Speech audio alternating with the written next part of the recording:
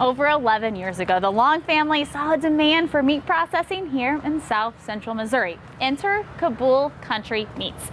But they wanted to differentiate themselves from other meat processors and decided to focus on USDA and organic inspection. Let's get suited up and learn what all that means.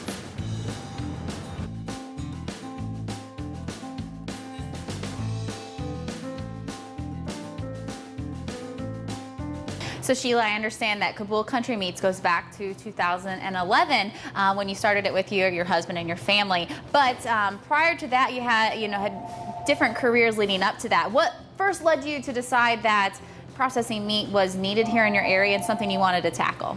Well, we'd always raised our own beef and hogs this year, that kind of thing. And Scott had talked for years about, oh, we should have a processing plant. And it's something, back and forth we talked about. Well, he went to get a couple of beef in, and it was going to be a few months before we could get them in. And he's like, oh, man, this is just ridiculous. There must be a need for this. Yeah. So he started working on me to go further into looking into this. And as a now retired ag teacher, Scott, your husband, has been teaching this type, and we're going to talk to him soon, but teaching these concepts in the classroom. And so it felt natural for you guys to pick up. It wasn't like you just on a whim decided you want to process meat. You had right. education in it.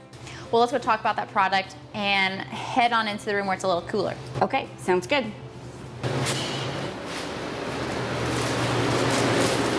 Okay, let's start with USDA inspected. What does that mean and what value does that add to you and your customers? Right, so when we decided to build this, we decided, okay, we needed to bring in things to our business that made us different from other people so that we could get a bigger share of the market. And so we looked around, and the number of USDA plants in our area was very small. So we decided, okay, we want to be USDA inspected so people can get their meat processed here and then they can sell it. Well, Scott, you're the other half of Kabul Country Meats. Your tenure has been in ag education. I think that's where we first met a few years ago. So you've been cutting up meat and teaching kids for many years. Exactly. So tell me about what first led you to want to put it all into a business plan. Well, teaching kids, you learned all the different cuts and all that stuff. I've just always enjoyed it. But I got to looking at the need. It was one of those things, and you could see, the writing on the wall, and I was getting close to retirement, and you can see the writing on the wall. People wanted to know where their food comes from. Sure. And so I go, okay, let's see what we can do and put this thing together. So what are you cutting up today? We are cutting up a organic grass-fed beef and mainly turning it into all hamburger. We do try to salvage as much quality meat as possible. You will find there's a lot of gristle areas, especially in that neck, that you want to cut out. Otherwise, it just, as I tell these guys, I'm kind of a food channel guru, and I say, if you leave that in there, that's not good eats. So when it comes to other unique cuts of beef outside of your traditional roast, steak, hamburger, what are you seeing your customers, either being the consumer or the other business, B2B, interested in? What we see is a lot of traditional cuts, the T-bones, the porterhouses, the filet mignons. Nothing, probably the tri-tip is a big one.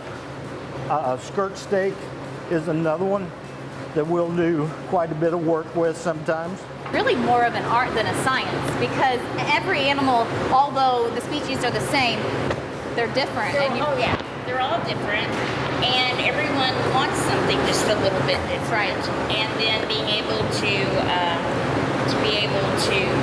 make that present the way that it's in the store is also a whole nother aspect of it. Well, I did learn today that I'm going to go home and try tongue, because we typically don't keep that when we're processing our own beef, but I saw one laying out there, and we were talking earlier. So I think even when you're born and raised in the beef industry, there's always something different and new you can do, and then a diversity you can do with a side of beef. Sure. So maybe tongue tacos are in my family's future. Sounds good.